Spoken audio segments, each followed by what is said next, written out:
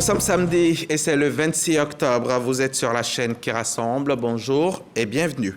Tiemoko Meliekone, le vice-président de la République, a présidé hier l'ouverture des travaux de la 15e retraite annuelle de haut niveau sur la paix, la sécurité et la stabilité en Afrique. Des assises initiées par l'Union africaine pour plancher sur la consolidation de la paix sur le continent. On en parle en début de journal. En raison de la crise au Liban, le gouvernement ivoirien prend des dispositions pour ses ressortissants. Il vient de procéder au rapatriement de ses ressortissants vivant dans ce pays. La deuxième vague d'Ivoiriens a atterri ce samedi à l'aéroport Félix Houphouët-Boigny d'Abidjan. Ce sont 100 départs volontaires enregistrés et pris en charge par l'État de Côte d'Ivoire. Au Mozambique, le climat sociopolitique reste tendu après l'annonce jeudi de la victoire de Daniel Chapo à la présidentielle. Le candidat du parti au pouvoir, Frélimo, a été élu avec près de 71% des voix selon la CNE, la commission électorale. L'Union africaine organise donc ici à Abidjan la 15e retraite annuelle de haut niveau sur la paix et la sécurité sur le continent. Une rencontre dont les travaux ont été ouverts hier par le vice-président Tiemoko Meliekone en présence de notre reporter Mahama Traoré. Faire taire les armes en Afrique, cette aspiration de l'agenda 2063 de l'Union africaine est encore loin d'être une réalité au regard des conflits persistants sur le continent, comme c'est le cas au Soudan et en Libye.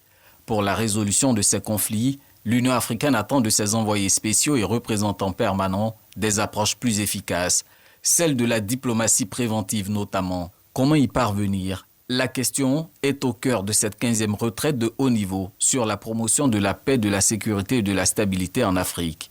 Les défis globaux qui assaillent notre continent exigent de nous surpasser pour davantage de création et d'inventivité. Il ne s'agit pas seulement de promouvoir des accords de solutions provisoires des conflits et tensions.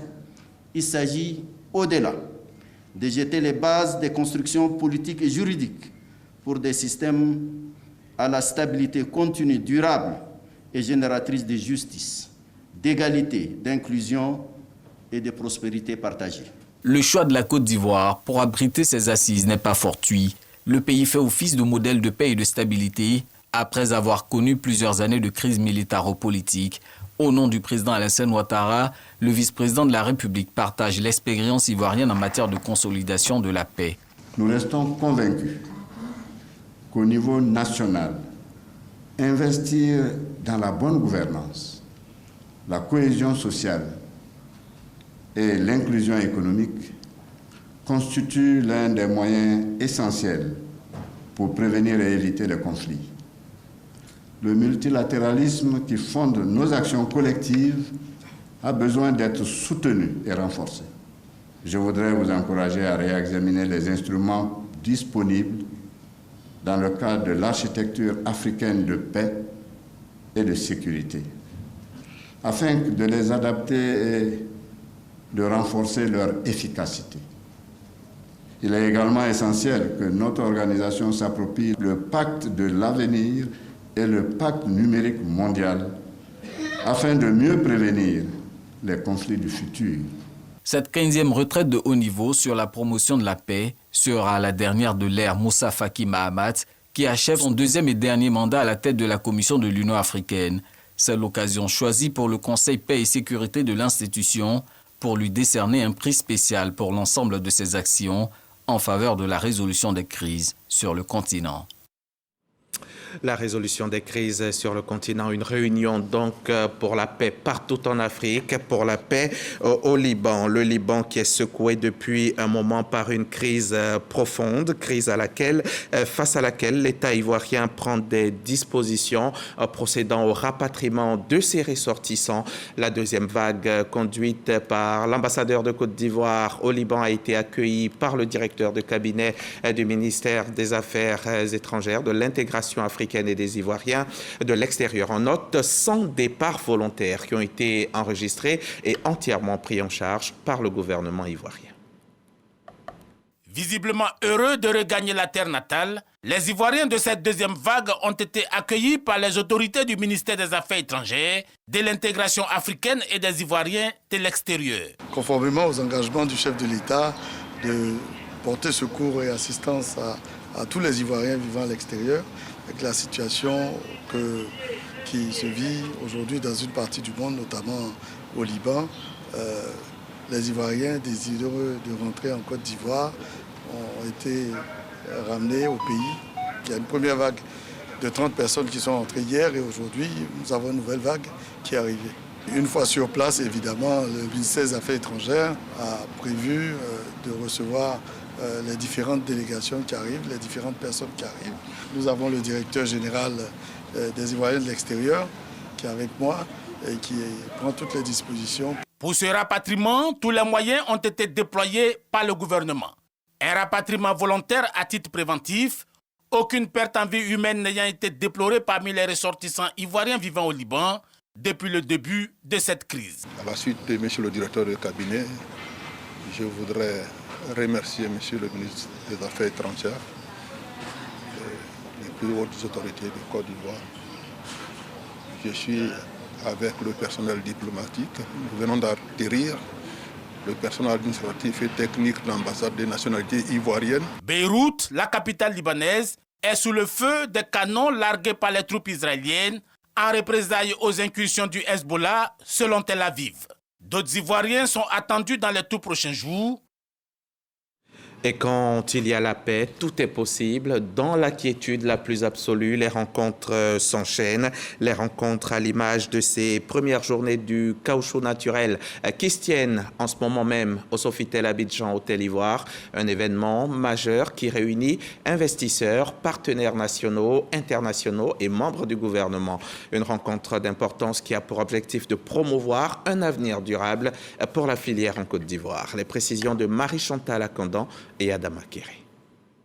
Le caoutchouc naturel Made in Côte d'Ivoire représente une fierté agricole avec une production de plus de 1 600 000 tonnes par an. Le pays mise sur la transformation locale, la durabilité et l'innovation technologique pour accroître la valeur ajoutée. La première édition des Journées du caoutchouc naturel en Côte d'Ivoire, présidée par le Premier ministre, en est une parfaite illustration. La filière du caoutchouc naturel en Côte d'Ivoire a un potentiel immense. Les Journées du caoutchouc naturel sont l'occasion de célébrer le chemin parcouru par la filière EVA en Côte d'Ivoire et surtout de réfléchir aux challenges à venir pour que cette industrie continue de prospérer afin de contribuer au développement économique de notre pays. L'avenir de la filière EVA en Côte d'Ivoire s'annonce prometteur. Pour ce faire, je voudrais vous indiquer les défis à relever pour consolider notre positionnement tant sur le plan national qu'international. La PROMAC conduit une opération d'identification des planteurs à travers un géoréférencement de tout le verger évéicole. La PROMAC a un projet de construction d'une académie des métiers de l'EVA. Nous devons donc encourager l'investissement dans la deuxième transformation, c'est-à-dire la production de biens finis ou semi-finis à base de caoutchouc naturel, tels que des pneus, la labellisation du caoutchouc naturel origine Côte d'Ivoire. Le ministre d'État Kobenan Kwasi Adjoumani a rappelé que la production nationale a été multipliée par 7 en 13 ans, atteignant une capacité d'usinage annuelle croissante. En 2011, la Côte d'Ivoire ne produisait que 240 000 tonnes de caoutchouc sec, c'est-à-dire qu'en 13 ans, avec l'avènement du président Alassane Ouattara au pouvoir, nous avons multiplié la production par 7. C'est le lieu de féliciter tous les industriels nationaux et étrangers qui ont fait confiance en la Côte d'Ivoire en investissant massivement dans l'extension des usines existantes et dans la construction de nouvelles usines afin de résorber le surplus de fonds de tasse produits par nos plantations. J'encourage donc les experts ici présents à se pencher sur la question afin de nous aider à obtenir du marché mondial une juste rémunération pour nos produits. Le Premier ministre Robert Bebré-Mambé salue l'initiative et réaffirme le soutien de l'État aux acteurs de la filière. L'agriculture est un champ très vaste d'opportunités pour la Côte d'Ivoire. Non seulement vous aurez ce que vous recherchez, c'est-à-dire le caoutchouc naturel, mais en dehors du caoutchouc naturel, qui permet d'avoir beaucoup de produits.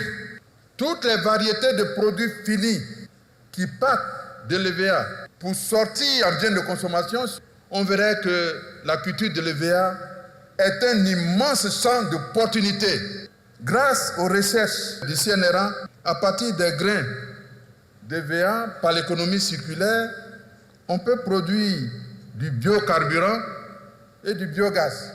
Avec les nombreux produits agricoles que nous avons, si nous prenons conscience que l'économie circulaire est une chance pour nous, alors la Côte d'Ivoire aura tout gagné. Pour relever tous ces défis, distinguées personnalités venues de l'extérieur, je voudrais vous rassurer, le président Alassane nous a demandé d'être très proche de la coopération internationale pour que les échanges d'expériences améliorent nos capacités de réaction, de production et de transformation.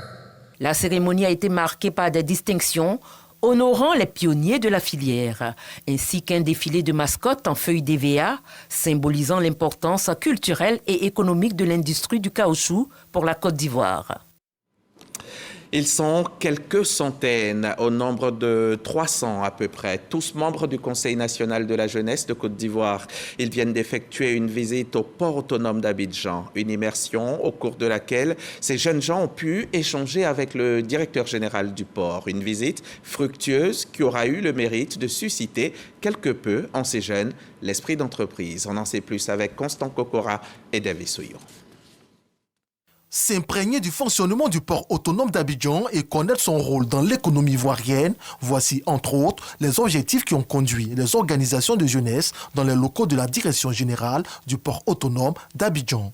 Une rencontre d'échange initiée par le président du Conseil national de la jeunesse de Côte d'Ivoire. L'idée s'instruit sur l'activité portuaire qui s'y déroule et l'impact du port d'Abidjan sur l'économie ivoirienne. Il nous a plu d'initier cette rencontre-là afin que les jeunes soient informés et soient outillés sur ce qui se fait au niveau du port autonome d'Abidjan, parce que l'activité portuaire constitue près de 80% donc des recettes douanières et c'est la porte d'entrée aussi de la Côte d'Ivoire, mais également que dans un dialogue à bâton rompu, toutes les perspectives donc de la Côte d'Ivoire en matière de développement de l'activité portuaire soient abordées. Passant en revue l'historique, les défis, les enjeux et perspectives du port, le directeur général Yacoub Assier se réjouit de cette visite et invite la jeunesse à s'intéresser à toutes les institutions du pays. Je les remercie pour leur volonté d'apprendre et de savoir. Beaucoup de choses peuvent être dites, sous-entendues, mais le fait qu'ils soient venus eux-mêmes à l'information va leur permettre de mieux relayer des choses pour nous et de faire en sorte que le port d'Abidjan soit plus connu. Une visite guidée du site portuaire a permis aux jeunes de toucher du doigt et voir de plus près les activités qui s'y déroulent. Premier port tonnier d'Afrique, le port autonome d'Abidjan va célébrer ses 75 ans d'existence en 2025. On ouvre à présent la page santé de cette édition, chapitre Octobre Rose. À l'occasion de la 8e édition des journées de mobilisation des médias contre le cancer du sein, le groupe RTI a été distingué à l'instar d'autres acteurs pour leur engagement dans la lutte contre le cancer. C'est une initiative de l'ONG Ecomédia avec l'appui de plusieurs départements ministériels dont celui de la communication. Le ministre Amadou Coulibaly était représenté sur place.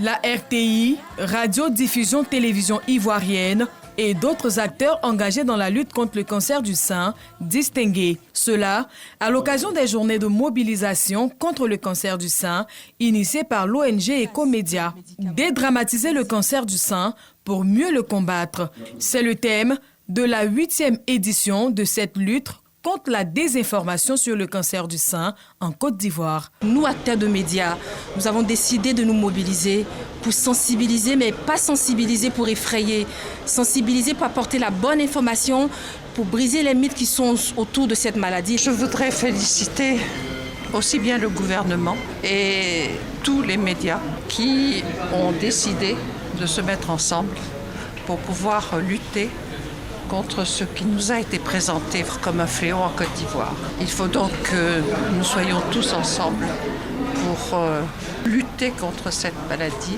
Ces journées de mobilisation contre le cancer du sein bénéficient du soutien de plusieurs entités, dont le ministère de la Femme, de la Famille et de l'Enfant et celui de la Santé, de l'Hygiène publique et de la couverture maladie universelle. Il y a une insuffisance d'infrastructures de traitement parce que la Côte d'Ivoire On n'a que 3 machines de radiothérapie alors qu'il faut qu'on ait au moins une vingtaine. Il y a un manque de chirurgiens spécialisés dans la prise en charge du cancer. Il y a tout un chantier. Monsieur le ministre a pour habitude de dire qu'il est le ministre de la Santé et non le ministre de la Maladie. Et pour pouvoir faire la promotion de la santé, qui est bien que les professionnels de médias pour pouvoir nous accompagner à faire la promotion de la santé. Ces journées sont articulées en plusieurs tables rondes sous des thématiques diverses dont la diffusion d'informations efficaces sur la lutte contre le cancer du sein et du col de l'utérus. En ce mois d'octobre, période par excellence de lutte contre le cancer du sein, le ministère de la Santé offre encore une semaine de formation aux agents de presse, histoire de renforcer leurs connaissances sur les types de cancer, sur les signes cliniques, les traitements et les moyens de prévention. C'est Sarah Tiemene et Souleymane Donisongo qui y étaient pour RTI. Selon une étude réalisée en 2022 par Globocan, en Côte d'Ivoire et en Afrique subsaharienne, 60 à 70% des cancers sont diagnostiqués à un stade avancé avec une espérance de vie moyenne ne dépassant pas 18 mois. Lors d'une session de formation organisée par le Programme national de lutte contre le cancer à l'intention des organes de presse, 3 types de cancers ont été exposés. Le cancer de la prostate, du sein et du col de l'utérus, ainsi que leurs facteurs de risque et les moyens de prévention. Aujourd'hui, il s'agissait avec les journalistes de parler de tout ce qui est épidémiologie du cancer qui comprend 2 entités. L'épidémiologie descriptive, pour parler de l'âge, de l'incidence, de la prévalence, et puis des facteurs de risque. Et de plus en plus en Côte d'Ivoire, on est en train d'avoir des petits cancers et on rentre dans des projets de traitement qui nous permettent de guérir les patients. Malheureusement, on voit encore des patients à des stades localement avancés, métastatiques. Mais j'ai espoir qu'avec le Programme national de lutte contre le cancer, les stratégies qui sont en train d'être mises en place, on va aboutir à la diminution de l'incidence. Les journalistes sont édifiés en termes d'approche cognitive sur ces types de cancers, afin de mieux diffuser l'information auprès d'un large public. Nous avons prévu donc cet atelier pour donner les informations justes sur le cancer en général et surtout apprendre aux médias à divulguer les informations sur les facteurs de risque du cancer et les attitudes à avoir pour que nous puissions avoir des diagnostics précoces. Les médias sont d'ores et déjà impliqués dans la sensibilisation pour encourager les dépistages précoces afin de sauver des vies. Autre lieu, autre séminaire de formation, ce sont les acteurs du secteur du champignon comestible qui sont en séance de sensibilisation à la culture de ce champignon, le promouvoir au maximum pour en multiplier les récoltes et aboutir au final, pourquoi pas, à une filière champignon. Astou Touré, Michel Kwame, reportage. Les acteurs du secteur de la production du champignon réunis pour former et sensibiliser sur la culture des champignons comestibles. Le champignon n'est pas une nourriture de luxe. Il faut que tout le monde en consomme. Nous, on veut que dans tous les coins, dans tous les marchés, que ce soit les supermarchés, les grandes surfaces, les marchés de quartier, qu'il y ait du champignon dans tous les ménages. Il faut qu'il y ait beaucoup de producteurs de champignons pour qu'on puisse dire que la Côte d'Ivoire est un pays producteur de champignons, quand on dit qu'on parle maintenant de filière la culture de champignons, c'est parce que nos différents défis à relever. La Côte d'Ivoire compte plus de 25 000 types de champignons comestibles, dont le vol vert qui pousse sur les palmiers, la pleurote et le ganoderma qui poussent sur les sciures de bois, le champignon noir et le champignon à longues racines. Nous avons besoin de revenir à des pratiques qui étaient vraiment bénéfiques au corps humain depuis les villages. Et les interventions qui ont été faites tant par les médecins, les pharmaciens et nous-mêmes en tant que naturopathes ont montré que les champignons sont une denrée importante, un nutriment important pour le fonctionnement du corps humain. Les champignons sont utilisés en cuisine. Ce qui nous a présenté, nous a donné les vertus thérapeutiques du champignon, comme nous utilisons au niveau des plantes également. Donc nous avons fait l'analyse microbiologique. Donc il avait respecté les conditions de préparation, donc le produit était de qualité. La culture du champignon comestible, une aubaine pour lutter contre la pauvreté et promouvoir l'autonomisation de la femme. J'encourage toutes les femmes à adhérer au projet de champignons, que c'est très bon. La rencontre se tient sur 2 jours avec à la clé un festival sur les champignons comestibles. Et bon appétit à vous tous qui êtes en ce moment à table. La CNPS se rapproche encore plus des populations. La Caisse nationale de prévoyance sociale se déplace au cœur du marché d'Adjamé. Les agents de l'institution sont allés à la rencontre des commerçantes et des coiffeuses pour les sensibiliser, par exemple, sur les risques liés à leurs activités. La CNPS, qui depuis quelque temps a mis en place le RST, le régime social des travailleurs indépendants. Compte rendu, Ismaël Evrardeo et David Soyo. La CNPS, Caisse nationale de prévoyance sociale, en séance de conseil santé et sécurité au travail avec les commerçantes du marché d'Adjamé inscrites au RST, régime social des travailleurs indépendants. La communication est portée sur les risques liés à leur domaine d'activité et sur les mesures préventives. Elles sont soumises à des activités qui nécessitent des fois qu'elles soient longtemps debout ou longtemps assises. Donc tous ces facteurs-là les exposent aux douleurs. Cette branche d'activité-là est aussi exposée à des risques physiques, des risques biologiques, des risques chimiques. Donc il fallait qu'on les sensibilise aussi pour qu'ils puissent prendre des mesures pour ne pas que ces produits-là puissent les contaminer, c'est-à-dire les rendre malades ou provoquer des accidents. Des aspects relevés et entendus de ces adhérentes au RST. Pour elles, il est désormais question de faire sien les mesures de précaution véhiculées à cette rencontre. Nous sommes venus avec beaucoup de présidents des différents marchés. À leur niveau, chacune va aller sensibiliser son marché et sa coopérative. Ça va être très facile.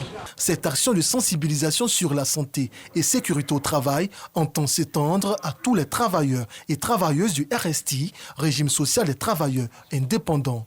Prochaine rencontre, celle avec les acteurs du domaine de la mécanique.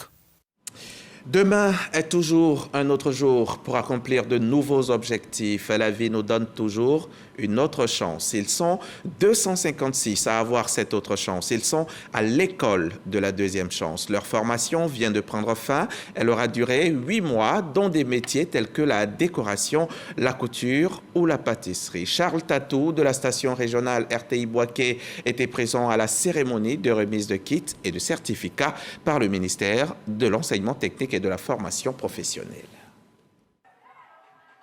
Lycée professionnel céramique de Katiola. Fin de formation pour 256 apprenants dans le cadre de l'école de la deuxième chance. Ils reçoivent des kits et des certificats de la part du ministère de l'enseignement technique, de la formation professionnelle et de l'apprentissage. La poterie est mon métier, mais je suis venue au centre de céramique pour approfondir ma connaissance. J'ai eu un certificat, je suis très contente. L'école de deuxième centre, j'ai eu le certificat et je vais bien utiliser ça. Pour la directrice du lycée, ces kits vont leur permettre de se prendre en charge. Beaucoup d'entre eux aussi sont installés à leur propre compte. Des outils peuvent leur permettre de se perfectionner. Parrain de la cérémonie, le député maire de Katiola, Thomas Camara, a invité les bénéficiaires à faire bon usage des kits. Nous devons saluer la vision du président de la République. C'est grâce à cette vision que nous avons ces apprenants qui ont de nouveau des diplômes en poche, alors que la première fois, ils avaient essayé, mais ça n'avait pas marché. Des propos soutenus par le sous-préfet de Katiola, représentant le préfet de la région du Hambol. On part à Trècheville, dans le sud d'Abidjan, au groupe scolaire Port de la cité portuaire. Les élèves de cet établissement sont bien chanceux. Ils viennent de bénéficier de 7 millions de francs CFA de kits scolaires. Et c'est David Soyo qui était sur place pour RTI. Son témoignage. Jour de fête pour les élèves du groupe scolaire Port de Trècheville. Ces apprenants reçoivent des kits scolaires composés essentiellement d'ensembles géométriques, de sacs à dos, d'ardoises, de parquets de craie et de t-shirts. Merci pour ce qu'ils ont fait pour notre école aujourd'hui. En recevant ces kits, on est obligé aussi d'être attentif en classe et aussi de suivre bien les cours qu'on fait et de bien travailler. Ce geste sonne également comme un soulagement pour le corps enseignant. Ce geste à l'endroit de nos tout petits est important parce que ça va les accompagner dans leur processus d'apprentissage. Voilà, parce que nous allons dispenser les cours, mais ils vont prendre les cours avec quoi? Ce matériel est bienvenu pour eux, puisque dans ce matériel, nous avons un kit complet. Cette action est l'œuvre d'une société de la place spécialisée dans la fabrication et la vente de ciment. Coût du don, 7 millions de francs CFA.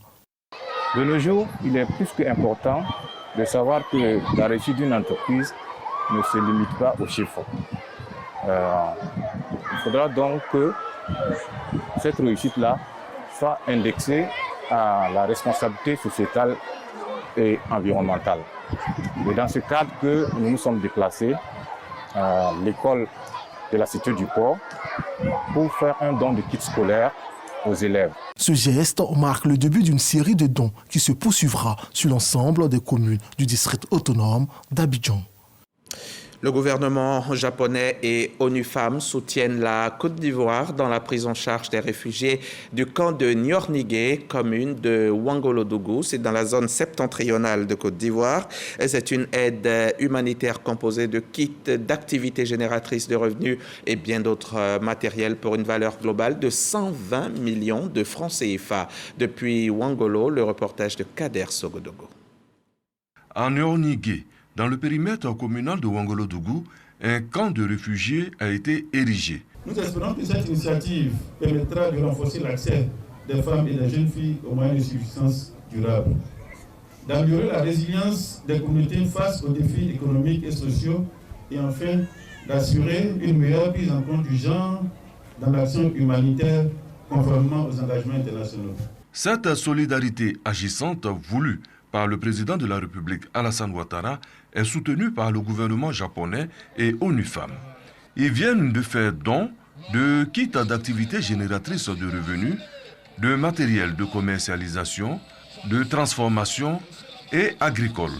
Ces dons sont destinés aux femmes du camp et aux associations féminines hôtes. Une maison dédiée aux femmes a également été inaugurée. Il s'agit de projets répondre aux besoins urgents des femmes et des jeunes filles affectées par la crise humanitaire dans le nord de la Côte d'Ivoire et assurer leur pleine participation à la réponse humanitaire. ONU Femmes va continuer avec l'ensemble de tous ses partenaires à accompagner les associations bénéficiaires par des formations, par des renforcements des capacités techniques pour que les équipements puissent servir. Le soutien du gouvernement japonais et ONU Femmes comporte également des kits sanitaires et alimentaires d'urgence. Je vous amène à présent à Bandoukou, dans le Gontogo, où vient de se tenir la 3e session du Conseil régional. Au centre de la réunion, au cœur de cette réunion, donc les dépenses d'investissement pour accélérer le développement de la région. Les projets, eux aussi, les projets mis sur la table, ont également été approuvés par l'ensemble des conseillers régionaux présents. La correspondance d'Herman Niamier.